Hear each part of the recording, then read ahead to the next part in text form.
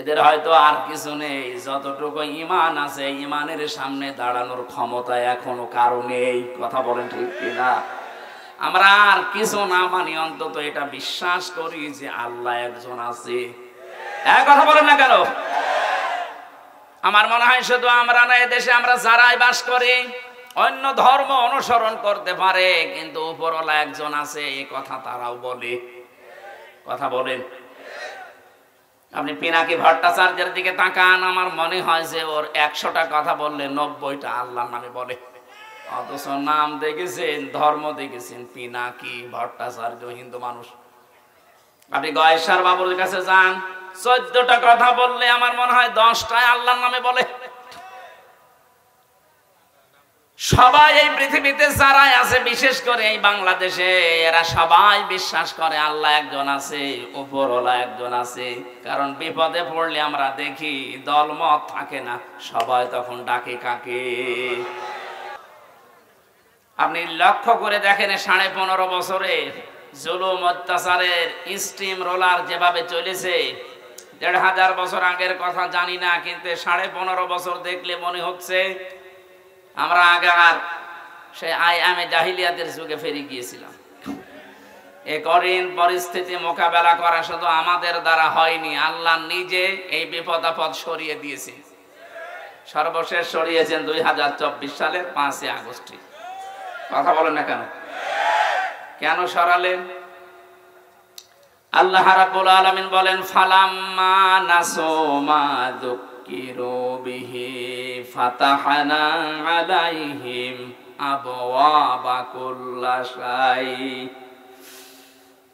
সূরা নামের 44 নম্বর আয়াতে আছে, পৃথিবীর মানুষ যখন আমি আল্লাহর আদেশ নিষেধ ভুলে যায়, তখন তাদের বরকতের যা দরজা, শান্তির দরজা, ওগুলো আমি আল্লাহ খুলে দেই। লা ফাতাহনা, একটা দরজার কথা না, আবওয়াব বহু বচন দিয়েছেন, বাবের বহু বচন। ওদের আনন্দের যত দরজা আছে, সুখের যত দরজা আছে, আমি আল্লাহ নিজে খুলে দেই। কোন সময়? যখন তারা আমার আদেশ ভুলে যায়। আমরা দেখতে পেলাম 2006 সালের 28 অক্টোবর যে ঘটনা তারা ঘটিয়েছে, তামাম পৃথিবীর ইতিহাস তারা পাল্টিয়ে ফেলেছে।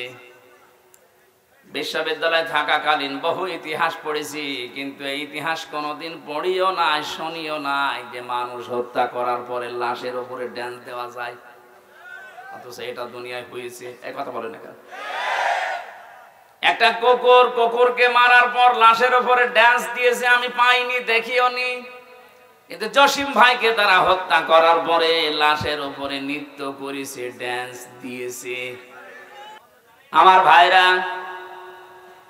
6 সালের এই পরে 7 সালে ডিসেম্বর মাসে সিরাজগঞ্জ থেকে একবার অনুষ্ঠান করে বাড়ি যাচ্ছিলাম। তখন বাসে আসতাম, বাসের পেছনে ড্রাইভারের পেছনে বসে আছি, গাড়ি যাচ্ছে, হঠাৎ দেখলাম রাস্তার মাঝে একটা কুকুর মরে পড়ে আছে। ড্রাইভার কুকুরের ওপর দিয়ে না দিয়ে বাম দিয়ে চালিয়ে দিল, গাড়ি ঝাঁকি দিয়েছে। ড্রাইভারকে বললাম, আপনি এমন করলেন, এখনই তো উল্টিয়ে যেত। ড্রাইভার আমারে বলছে, দেখছেন একটা কুকুর মরে পড়ে আছে, আমি ডবল করে চাপা দেব, আমার বিবেক নেই। আরে ভাই, তো মরা কুকুর, এতে মেরে ফেললে কি আর না মারলে কি, তো মরেই গেছে। ড্রাইভার আমার দিকে ঘুরে বলছে, হুজুর আপনি কি আসলে হুজুর নাকি ভান ধরেছেন? আপনি কেমন হুজুর? আপনি দেখেন একটা মরা গরু, মরা কুকুর পড়ে আছে, আমি ডবল করে চাকা চালাবো, আমার বিবেক কি মরে গেছে? পিঠের উপরে থাবা দিয়ে বললাম, আপনার নাম কি? সুব্রত। নাম শুনে বুঝলাম ঈমান নেই, কিন্তু বিবেক আছে। এক কথা বলছেন না কেন? ঈমান আছে, নামেই বোঝা যাচ্ছে ঈমান নেই। সুব্রত বালা, তার মানে বিবেক আছে। একটা মরা জিনিস, যদিও নিকৃষ্ট জীব কুকুর, তারপরও আপনি মারতে পারলেন না ডবল করে। এই পৃথিবীতে আমরা চোখে দেখা গত বছরে জীবিত মানুষকে পিটিয়ে সাপের মতো মেরে ফেলার পরে দেখলাম তার লাশের ওপরে ড্যান্স দিচ্ছে। এটাকে মানুষ বলা সম্ভব?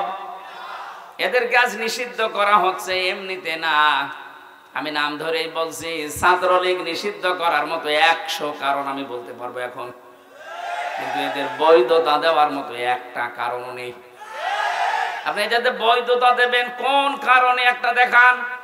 বিশ্বজিৎকে যারা মেরে ফেলতে পারে, একটা হিন্দু মানুষ যে মেরেছিল ওই শাওন, তাদের একজন আমার সাথে জেলে ছিল। বলছে ভাই এমন কোপ দিলাম, আমারে বারবার বলছিল যে কিসের শিবির, আমি হিন্দু মানুষ, আমি আপনাদের মতো হাফ হাতা না, আমি ফুল হাতা, তারপরও ছাড়ি নাই। কথা বুঝতেছে? আমি ওই দিন ওই শব্দটা শুনেছিলাম যে আমরা মুসলমানরা হাফ হাতা আর ওরা ফুল হাতা। একটা একটা করে আপনি জাহাঙ্গীরনগর বিশ্ববিদ্যালয়ের দিকে তাকান, 100 মেয়ের ইজ্জত সম্ভ্রম নষ্ট করার পর ওরা মিষ্টি বিলোচন করেছে যে আমরা সেঞ্চুরি করলাম। 100টা কারণ আমার এই মোবাইলে আছে যে 100টা কারণে ওদের নিষিদ্ধ করা যায়, কিন্তু বৈধতা দেওয়ার জন্য আমি একটাও পাইনি। আপনি তো বলেন তো যে এই কারণে বৈধতা দেওয়া যায়, বলেন তো কি করেছে? এত যা করেছে সবে অবৈধ কাজ।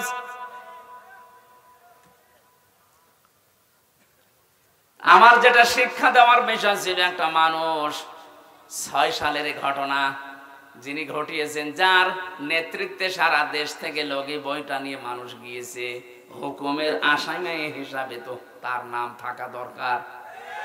কারণ আমরা এই কুমিল্লা থেকে তো ঢাকায় যেতে চাইনি, আপনার কথা মতোই আমি গেছি।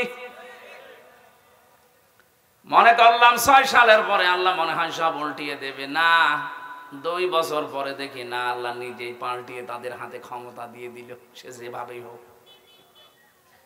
মনে করলাম 5 বছর গেল, যাক, ও আল্লাহ 14 সালে 9 সালে দেখি 14 সালে আবার আল্লাহ তাদেরকে দিয়েছে, 18 সালে দেখলাম আল্লাহ তাদেরকে দিয়েছে, 24 সালেও দেখলাম আল্লাহ তাদেরকে দিল।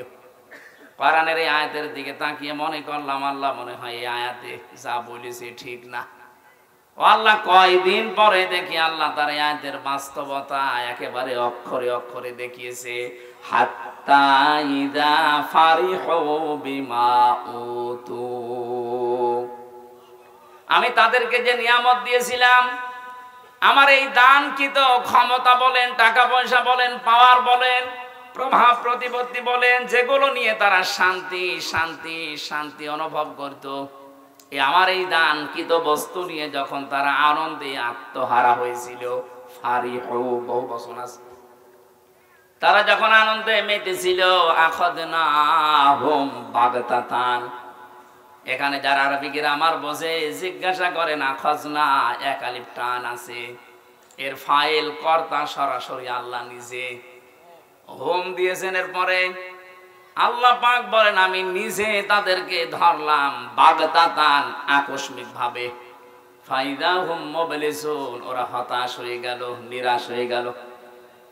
আপনি তাকান আয়াতের দিকে, 1500 বছর আগে নাজিল হওয়া, আমার মনে হচ্ছে 2024 সালের 5 আগস্টে 1:30টার সময় নাজিল হয়েছে। 1:30টার সময় আল্লাহ এমন হঠাৎ করে ধরেছে যে দুপুরে খাবার খাবে তাও সময় পায়নি। এর নাম বাগতাতান, আকস্মিক ভাবে ধরা। এতটুকু আল্লাহ আয়াতটা শেষ করে দেয়নি, পরের শব্দে জানিয়েছেন ফাইদা হুম মুবলিসুন। ও মানুষগুলোর চেহারার দিকে আপনি তাকিয়ে দেখেননি নবী? ওরা হতাশ হয়ে পড়েছে, নিরাশ হয়ে গেছে। যতগুলো জালেম এই 5 তারিখের পরে ধরা পড়ছে, আপনি তাকান, প্রত্যেকের চেহারায় হতাশার ছাপ। এই যে কালা মানিক চেহারা দেখেছিলেন যেদিন ধরা পড়ে, কলার পাতায় শুয়েছিল, এমনকি বিসি পর্যন্ত উড়ে গেছে। ওর সংসার করার কাজ শেষ, সংসার করবা।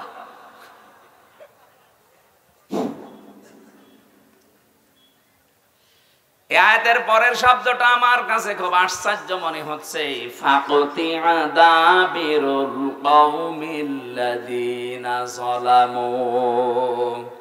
আল্লাহ পাক বলেন আমি নিজে জালেমদের শিকড় কেটে দিয়েছি। সুতরাং জালেম যারা তাদের শিকড় কেটে দিয়েছে সরাসরি কে? এজন্য জালেমদের কথা শুনে উদ্বুদ্ধ হয়ে এখন যদি দেশে কেউ বিশৃঙ্খলা তৈরি করে নিজের কপালে নিজে আগুন লাগাচ্ছেন।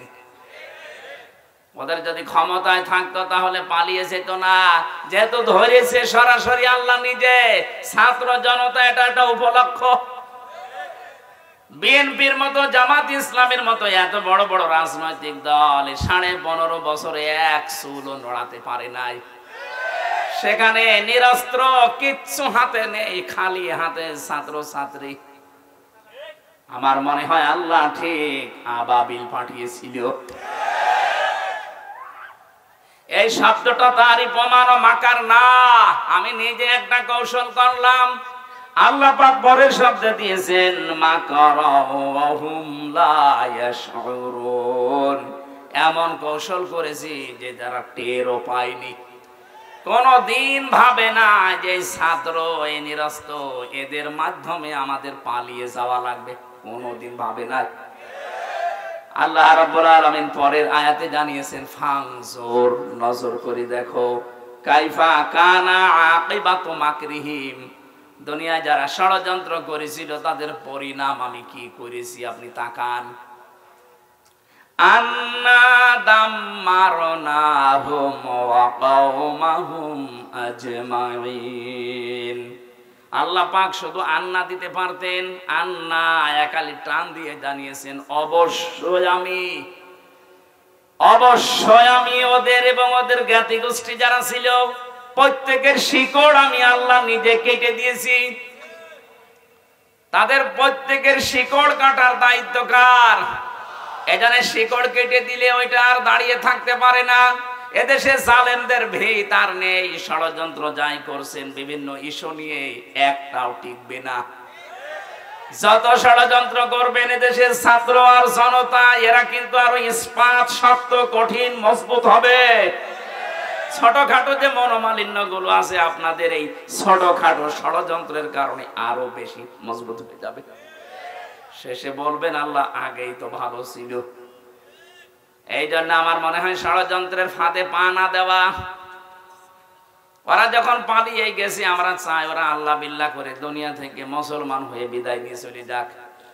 আর আমরা আহ্বান জানাবো, এই দেশ থেকে আমরা যারাই বিদেশে পাঠাই তারা রেমিটেন্স যোদ্ধা, টাকা পয়সা এই দেশে পাঠায়। আপনারা 2 বোন আজ 3 মাস হয়ে গেল একটা টাকাও পাঠাননি। পাঠিয়েছে, একটা টাকাও দেয়নি। কি করছেন আপনারা ওখানে? কারো স্বামীর বাড়ি, কারো দুলা ভাইয়ের বাড়ি, অন্তত কিছু দেন। যে ঋণের বোঝা দিয়ে গেলেন এই দেশে, এত ঋণ করেছেন আপনারা এই দেশে, এখন যত টাকা পাচার করেছেন এটা এখন শোধ তুলতে এই দেশে যেই জন্ম নেবে তার মাথার উপরে 1 লাখ টাকার উপরে ঋণ। আহ্বান জানাবো ওখানে বসে বসে ষড়যন্ত্র না করে, গটি না চাইলে 2 বোন মিলে টাকা পয়সা যেগুলো পাচার হয়েছে পাঠান, আমরা ঋণ পরিশোধ করি। এটা আমরা চাই না, এটা সারা দেশের মানুষই চাই। এজন্য আমি আর নিচে নামলাম না। পরের আয়াতটা শুনলে আপনার আরেকটু ভালো লাগবে, বলবো। আপনি আবার অন্য দিকে নেবেন না, দেখবেন মেলে কিনা। আল্লাহ পাক বলেন ফাতিলকা বুয়ুতুহুম খাবিয়াতাম বিমা যালামু ইন্না ফি যালিকা লাআয়াতান লিকাওমি ইয়ালামুন। আল্লাহ ফা দিয়া আয়াত শুরু করলেন। ফাতিলকা, এই সেই ঘর। বাইতুন 1 বছর, বুয়ুত বহু বছর, হোম মানে তাদের। আল্লাহ বলেন এই সেই ঘর। এই যে তাকান, এই সেই ঘর। তিনি যেন আঙ্গুলে ভাবে দিয়ে আমাদেরকে দেখাচ্ছেন, হে নবী আপনি দেখতে পান না? এই সেই ঘর। খাবিয়াতান, যেগুলো জনশূন্য করে দিয়েছি, বিমা সালামু, তাদের জুলুমের কারণে। কি জুলুম করেছিল তারা? মাটির নিচে যে আয়না ঘরের কথা বলছিলেন, আমি তো মাত্র 10 দিন ছিলাম, আমি টের পেয়েছি যে মানুষ কত নিকৃষ্ট হতে পারে। ওখানে কত মানুষ 2 বছর, 5 বছর, 8 বছর, 10 বছর, 14 বছর পড়ে আছে, কেউ জানে না। এত বড় বড় নখ হয়ে গেছে। চুল দাড়ি গপ মনে হচ্ছে জঙ্গল থেকে বেরিয়ে আসতেছে। কিছু কিছু মানুষ এই বড় বড় নখ দিয়ে দেওয়ালের সাথে খুশিয়ে খুশিয়ে লিখে রেখেছে যে ভাই যদি বাইরে যেতে পারেন তবে নাম্বারে একটু বলবেন যে আমি বেশি আছি। টের পাচ্ছেন? 10 দিনই আমার জীবন অতিষ্ঠ হয়ে গেছে, আমার মাজা এখনো পর্যন্ত ব্যথা। মুফতি ফখরুল ইসলাম আমার সাথে ছিলেন, উনি বলছিলেন হামজা ভাই আপনার সাথে কি করে জানি না, তবে আমার এই পায়ের ভেতর দিয়ে হাত দিয়েছে এইভাবে, পায়ের ভেতরে হাত দিয়ে সামনে যে লোহার ব্যারিকেড দেওয়া ওর সাথে আটকে হ্যান্ডকাপ দিয়ে লাগিয়ে দিয়েছে। 2 মিনিট 5 মিনিট না, বছরের পরে বছর 1.5-2 মিনিট সময় দিল টয়লেট করার জন্য। সকালে কয়েকটা পচা ছোলা দিয়েছে তো দেখতাম, দুপুর বেলা দিয়েছে যা খাবার মনে হচ্ছে কেউ মাখিয়ে দিয়েছে, পারলে খান না বলে রোজা রাখেন। মাঝে মাঝে ভাবতাম আল্লাহ যারা দায়িত্বে এখানে আছে এরা বাইরে যে সংসার করে কি করে, এদের তো মা বাবা স্ত্রী সন্তান আছে, এদের তো বন্ধু বান্ধব আছে, বাইরে যে এরা মিলামিশা করে কি করে। অবশ্যই এরা লাল পানি খায় অথবা ওরা ঘুমের বড়ি খায়, তাছাড়া স্বাভাবিকভাবে জীবন এই দৃশ্য দেখে যাওয়ার পরে ওদের বাইরে যে সংসার করা সম্ভব না। এত বড় জুলুম যেখানে করেছিলেন, বিভিন্ন নেতাদের বাড়িতে সন্তান টর্চার সেল আছে, আবার আর ফাহাদকে পিটিয়ে মারার মতো জায়গা বানিয়ে রেখেছে। এরকম কঠিন ভয়ঙ্কর দৃশ্যগুলো যারা তৈরি করলেন, আল্লাহ পাক বলেন এই জুলুমের কারণে ওদের বসবাসের ওই ঘর বাড়ি আমি আজ বিরান জনশূন্য উজাড় গৃহ বানিয়ে দিয়েছি। এর বাস্তব প্রমাণ বাংলাদেশ। আপনি আমার কুষ্টিয়ায় চলেন হানিফের বাড়ি দেখতে, কি জৌলুসপূর্ণ বাড়ি, কি জাঁকজমকপূর্ণ ঘর, অথচ এখন মনে হচ্ছে জাতীয় টয়লেট। শুধু এইটা না, গত পরশুদিন আমি দিনাজপুরে ছিলাম, ওখানকার যিনি এমপি ছিল মন্ত্রীও ছিল এক সময়, সেই লোকটার বাড়ি আমাকে দেখাতে নিয়ে গেল। কি অবস্থা, আমার মনে হচ্ছে 8-9 জন মিলিয়ে একসাথে টয়লেট করছে, মনে আছে জাতীয় টয়লেট পেয়েছে।